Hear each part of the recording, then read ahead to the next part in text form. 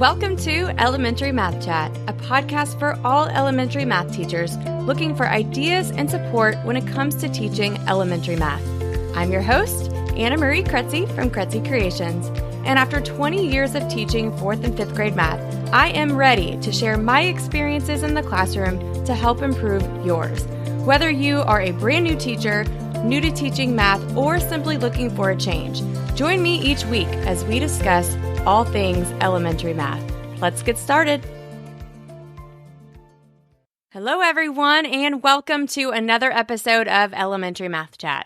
Today's episode is all about choice boards. I am a huge fan of choice boards, and I know not everyone uses them. I recently did a poll on Instagram, and it was about a 50-50 split. Just under half of teachers reported not using them in the classroom. I think teachers know how beneficial they can be, but they're not sure how to get started or how to manage them when they do get started, or they're just unsure of what resources to include on choice boards. So I will go through all of those details and I'll tell you everything you need to know when it comes to choice boards. And hopefully I'll convince you to give them a try if you don't already use them in your classroom. Let me start with why I believe they are so beneficial. If you've ever given your students a survey on their preferred learning styles, then you know firsthand the results you will get. They will be all over the place. Some students prefer working with a partner, while others prefer working alone. Some prefer more challenging work to keep them engaged, and others do better when things are more basic. Some students thrive when it comes to drawing and creating, and others are more mathematical and enjoy solving puzzles or riddles. So it's fair to say that when it comes to learning styles and learning preferences, one size does not fit all. Choice boards are a great way for teachers to address all of these learning styles and learning needs. They are also a really fun way to tie in themes in your classroom. It can be a holiday theme like Thanksgiving or Halloween or Christmas, but it can also be a seasonal theme like winter or spring. So that's an easy way to add engagement to your activities. And the final and probably the most beneficial reason to use choice boards is they are a great way to review previously taught skills. The closer we got to state testing, the more review skills that I included on our choice boards, and that was super helpful. Even though I was doing a spiral review every single day, it was a bonus to also have this spiral review in my choice boards. So now that we know why they are so beneficial, I want to take you through 7 questions that you need to consider if you are going to use choice boards. So let's dive into question 1. What type of activities should you include on a choice board? You definitely want to include a mix of digital and printable activities along with independent and partner activities. Mine were usually about half digital and half printable, and that really helped cut down on the amount of copies that I had to make, and just the amount of papers I had to keep track of. My favorite digital activities, I'm sure you're not surprised, they are boom cards, and they were always on my choice board. I also assigned Google Form assessments. Those were great for collecting data. Freckle is another good one to use if your district has that, and you can assign quick 10-question assignments, and they will also give you data, and I like that you can reassign them if students don't do well. Like a lot of times I would tell them you have to get at least a 7 out of 10 for it to count. Otherwise, they had to redo it. A few others I used a lot were Flocabulary, Brain Pop, and then we also did a Think Central. That was the online program that went with Go Math. So we tried to mix it up, but those were our go-tos for each choice board. I also made sure that any assignment they were doing online would give them a score, and that is how I held them accountable for their work. Even if it was a game they were playing, I still made them put their score in. So that takes care of digital activities. Let's go to printable activities. My students loved any type of puzzle or riddle. Color by number activities were popular. And they also really enjoyed gallery walks where I would put task cards around the room and they would solve these questions on their recording sheet. They loved being able to get up and walk around the room, so gallery walks were usually the first one they chose to complete. They also enjoyed playing games, and we did include a few of them each time. I actually converted all of my printable games into digital games during the pandemic, and I ended up sticking with the digital version from there on out. They are literally no prep games because the dice are embedded within the Google Slides, so they can still roll the dice. And the game pieces are on the slides as well, so they don't need any materials to play, and there was no mess to clean up. Another benefit to the digital games was it would save their progress if they didn't finish, so they could pick up the next day where they left off and actually finish their game. I think a lot of times with the printable games, they run out of time and they never even get a winner. So we all preferred the digital games and just stuck with them even when we were able to go back to printable. If you're interested in seeing what the digital games look like, I will put a few links to some 3rd, 4th, and 5th grade games in the show notes for you. All of these games come in printable and digital form, so you can choose which ones you want to use. So while we had a lot of games and a lot of puzzles and riddles, we also had worksheets. There's nothing wrong with putting a worksheet on your choice board. Remember, the goal is to practice, practice, practice, and a worksheet will do just that. You also want to make sure that you have a balance of challenging activities with more basic activities. We don't want them to feel overwhelmed and frustrated, but we also don't want it to be too easy because then they'll get bored and they'll probably finish way too fast. I think the best way to make sure that you have a variety of difficulty in your choice board is to assign different point values to different activities. And I promise you, it is not as hard as it sounds. For example, in my choice board, I had 3 different columns, and each column had a different point value. The activities in the first column were all worth 1 point, and these were fairly quick and simple activities like a Greg Tang math puzzle, a digital pixel art, or a 5 to 10 question Google form assessment. The second column was worth 3 points, and these were a bit more challenging and required a little more time to complete. This could be a vocabulary assignment, or a set of boom cards, a color by number, or a practice worksheet. And then the third column was worth 6 points, and these were the most challenging and time-consuming activities. These could include logic puzzles, a gallery walk with task cards. It could also be a Google form or a set of boom cards that had more questions than the 3-pointers did. Setting it up this way ensured that we had a variety of difficulty and something for everyone. If this sounds like something you're interested in, I have a free and editable template that is linked in the show notes. You can customize it with your favorite fonts and add your activities in.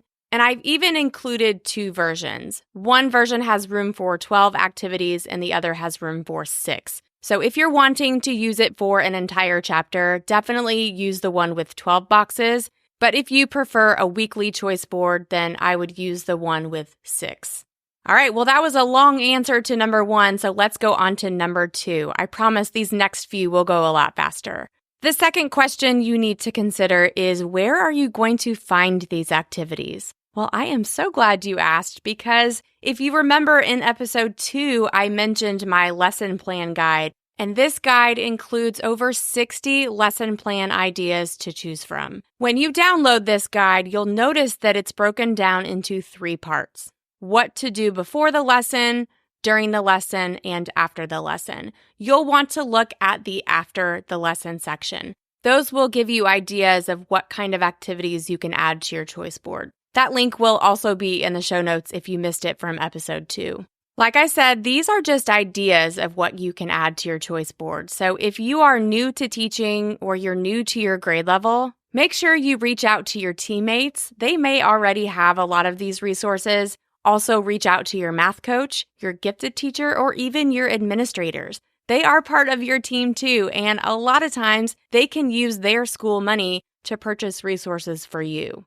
Another place you may not have considered for getting free resources is by signing up for teacher newsletters, because many times teachers send freebies in their newsletter at least once a month. I know I do once a month, sometimes more. So this is a great place to grab those freebies, and a lot of times they're little ones that you can add to your choice boards. And I would love for you to join my newsletter, so if you're interested, you can find that link in the show notes. Also, don't forget to check TPT because you can find a lot of resources for free or for a very small price. I have one quick tip I want to mention for your digital resources. Make sure you label them digital on the choice boards, and that way they know they're digital and they know where to find them.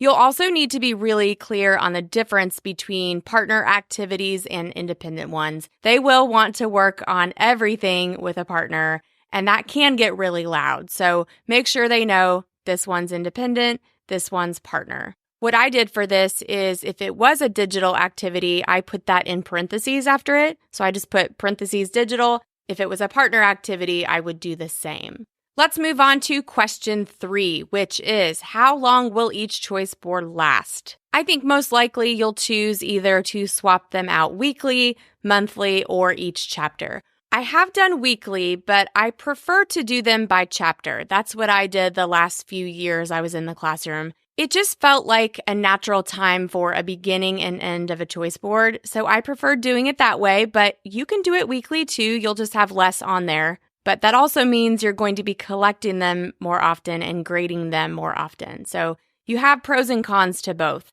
The nice thing about doing them by chapter is they turned them in on the day of the test. So I could grade them while they were taking their test and hopefully not have to take any of them home.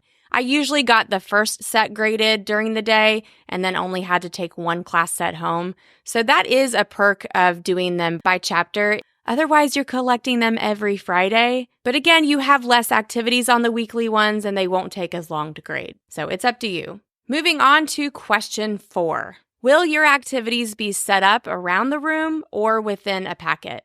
Okay, I've done both. The first few years, I put all printable activities in hanging file folders, and then students could grab whatever they needed from these files. They kept all of these activities along with their choice board in their math folder. This did work well for a while, and what was nice about this was I often had leftover papers, so I didn't always need to make copies for the following year. But there were a few things that I didn't like. For starters, some students had a hard time keeping track of their papers since they weren't stapled together, and also the papers within the hanging folder would sometimes get mixed up. Like someone might take out a paper and then decide they don't want to do that activity, and then they don't put it back in the right spot.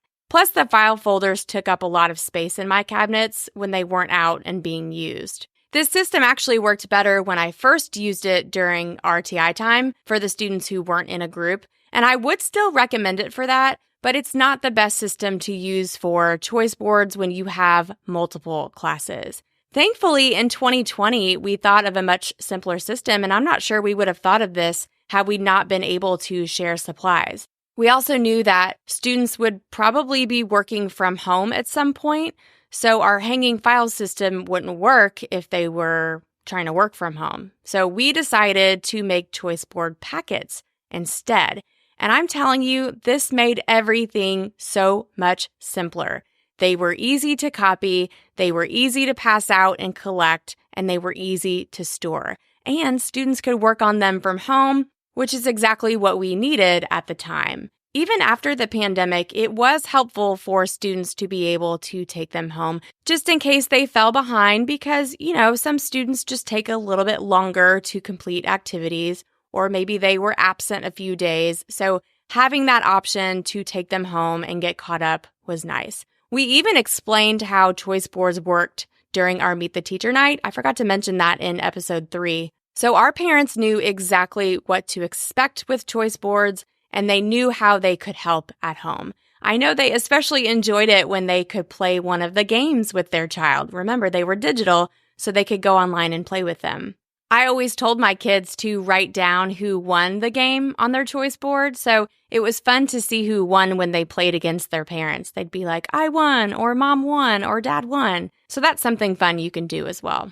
All right, question 5. Where will students keep their choice boards and can they take them home? I recommend having a folder for this. I mentioned in episode 5 that our kids had a work in progress folder, and this is where they kept their choice boards. These folders stayed in their binders, so they could take them home, but most of them only worked on them in class. In fact, I encouraged them not to work on them at home so they didn't finish too quickly. But again, if they needed to, if they were behind or they were absent, they could work on them at home.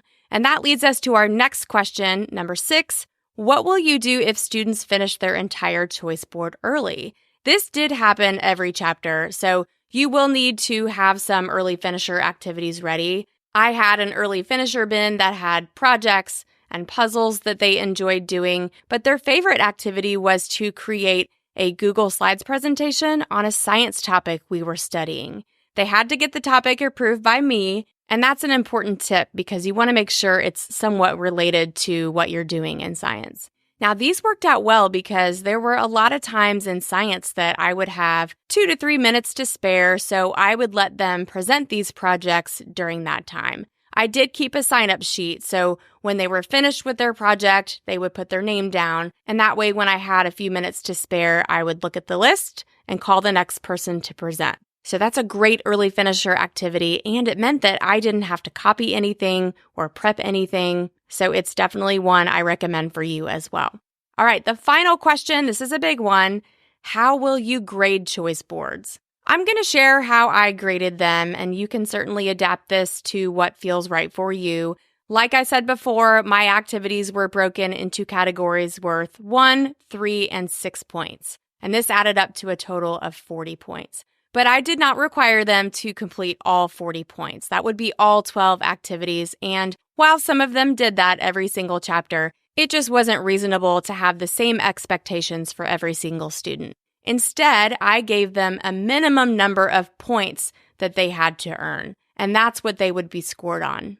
That number was different depending on the length of the chapter. So if it was a short chapter, it might be 18 points that they had to earn. So if they got a 15 out of 18, that would be their grade. If it was a longer chapter with 10 to 12 lessons, I might require 28 points. So if they got 24 out of 28 points, that would be their score. I also did not require the same number of points for every single student. It was different for those with IEPs or other accommodations, or for those who were pulled out of the room for various reasons. Maybe they had a speech session 2 times a week, or they worked with a math tutor during that time, or even if they had gifted pullout. I never wanted them to feel punished for having to go with their gifted teacher or go to a speech session or with the math tutor. We know as teachers that fair does not always mean equal, and this is a good example of that.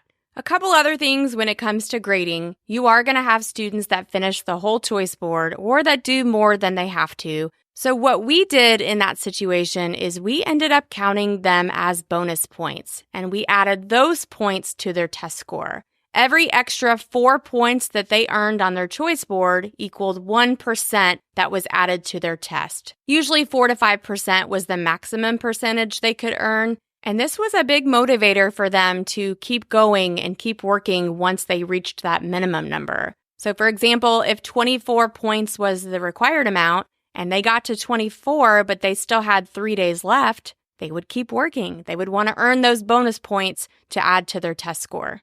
The other thing I want to mention is I know the thought of grading 50 choice boards can sound overwhelming, but I did not grade everything, nor should you.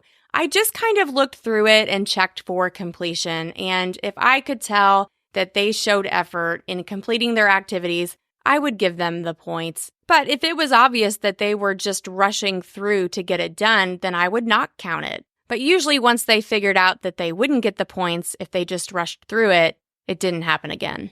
Another helpful tip with grading is to print the reports of any online activities they complete.